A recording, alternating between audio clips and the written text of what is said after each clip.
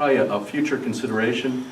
As we discussed in 2016, our lease for this space that we're in, which also includes the court office space, expires. We have a 5-year extension on that lease. Right now, we pay approximately $4,100 a month for this space, which also includes the CAM charges, the common area maintenance charge for this building, as well as allows us to use the common restrooms in the hallway here. That's equivalent to approximately a $1.2 or $1.3 million mortgage. What we're looking at as far as an expansion over there would be within that ballpark of about 1.3 to $1.5 million. We're looking at a 5,000 square foot expansion, which would take into account a multi-purpose room such as this room, which will allow us to have the council meetings, the Planning and Zoning Commission meetings, the Board of Adjustment, Development Review Board in that meeting attached to our administrative offices. Would also allow for the court to have their offices over there too, as well as a lobby with probably a enlarged area for visitors that come into our office. As a result of the sundial being there, we put a little sign on our wall. You'd be surprised with how many people come into our front door every day asking for information. So having a presence there with information to talk about Carefree and what Carefree has to offer is important to us, and having a little bit larger lobby so that we can put brochures there is also important to share that information. So we're looking at that investment. Once again, that's not done in isolation. We're looking at the funding, and that funding comes to us through a payment from the water company. There was a construction loan given to the water company to put in fire hydrants. That's an asset of the water company and very important to residents of Carefree. That payment schedule starts in 2018.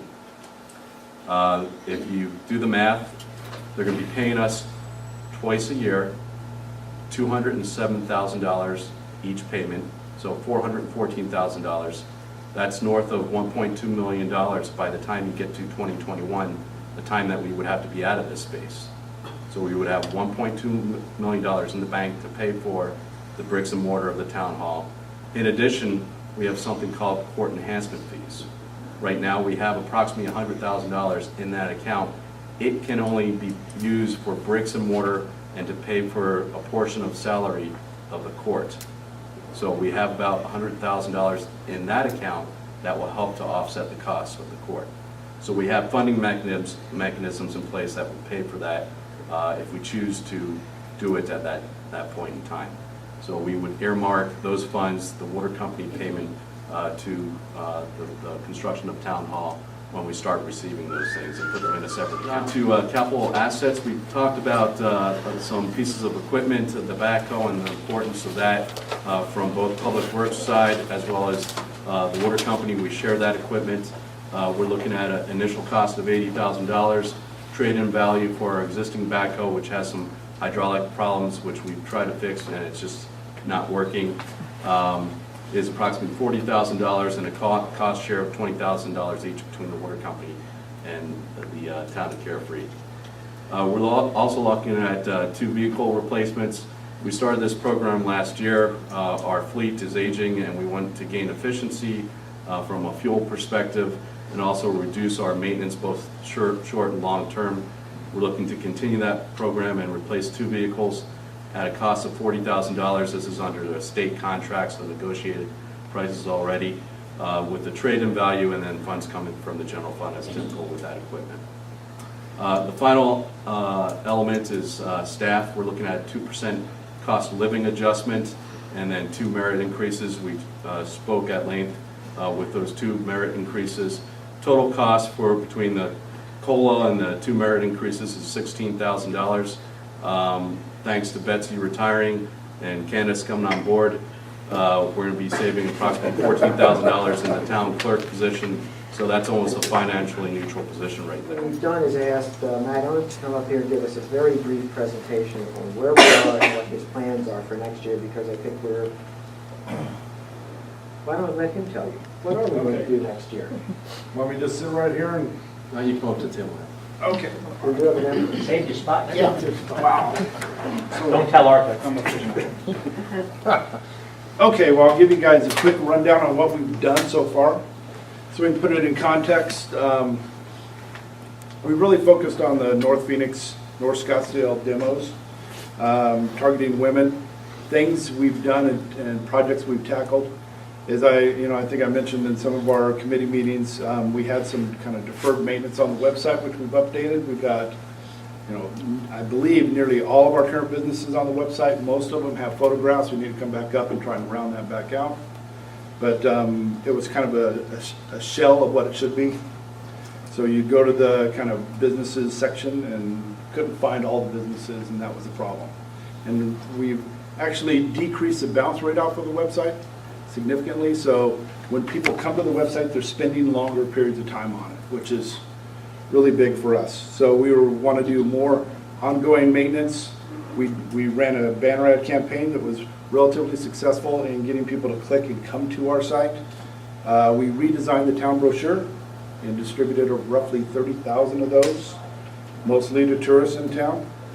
And we produced a video, which hopefully most of you have seen at this point, on the town, and we call it a little sizzle video on trying to encourage people to come up and see us. Our public relations is probably, I would view as our biggest bang for the buck. We were able to obtain a 5-to-1 return on our investment in our media placements, and more importantly, whenever we had a major public relations event, an appearance on television, be it by a local restaurateur or business, we would see an immediate spike in our website visits. So it was, have the PR, watch the traffic to the site go up. So we felt like we had good progress in our first year. We took care of a lot of the housekeeping. We have a nice, we built more and more of a library of video images and still images that we're holding, and we're certainly, welcome to share with anybody here in the town, and trying to get more resources that are easier to, at hand as we go along. And so we're big on cataloging and backing everything up so we have more and more to work with. Our strategy to move forward is to, as the committee has directed us, is to provide more bottom line accountability and more trackability to what we're doing. So our interactive stuff worked really well, and our PR we can kind of track. We're trying to get, what is the marketing driving to the bottom line of our local businesses, and how is that really impacting the tax base. So with that in mind, we're talking about really focusing in on a coupon campaign to go around and talk to our local businesses and get them to offer discounts or incentives to consumers to come up, and then have us actually push that back out there to the community at large. We'll really draw a circle around the town of about 10 miles and focus mostly on those outside of our town to try and draw them a little bit further up the hill or over from Cave Creek into our town to become greater patrons of our business. We're talking about shifting some of our strategy away from our digital banner ads and into social media to try and build more of a presence.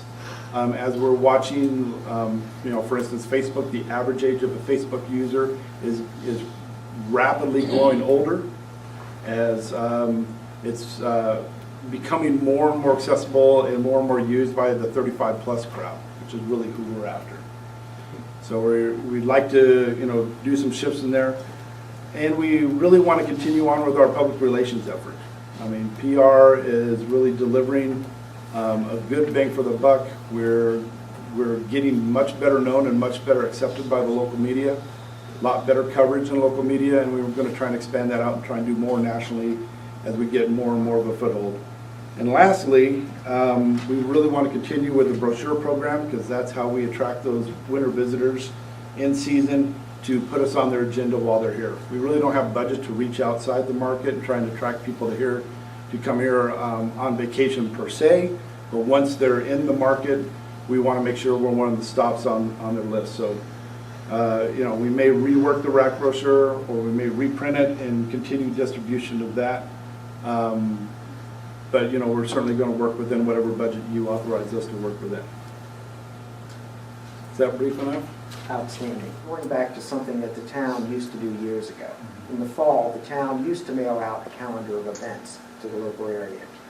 Times got tough, we stopped mailing it out.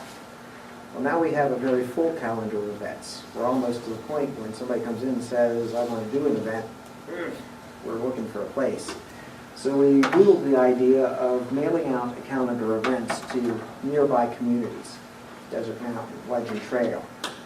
This targeted mailing, and on the flip side of that, however we design it, they're talented people design it, go to some of our merchants and say, why don't you give us a coupon? For instance, come in for dinner, mention this ad, bring the coupon in, and we'll give you a free coffee with your dinner, that kind of thing. So we get to publicize our events, the merchants get to see if they get any response to this thing. It's a way to look at the thing. That's the overall specific thing we were noodling about. It's not fixed in stone yet, we're still working on it. Members of the council, another aspect of this marketing plan is how is it getting paid for? And I think it's important to once again reemphasize that 3/4 of the dollars that are paying for this marketing plan are generated by the businesses themselves. The business licenses, the signage fees, the vendors' fees, the gate fees, all are earmarked towards the marketing effort. And when we instituted these fees, we stated that these would go towards paying for marketing of the town. So 3/4 of the fees generated by those respective entities or elements pay for our marketing effort.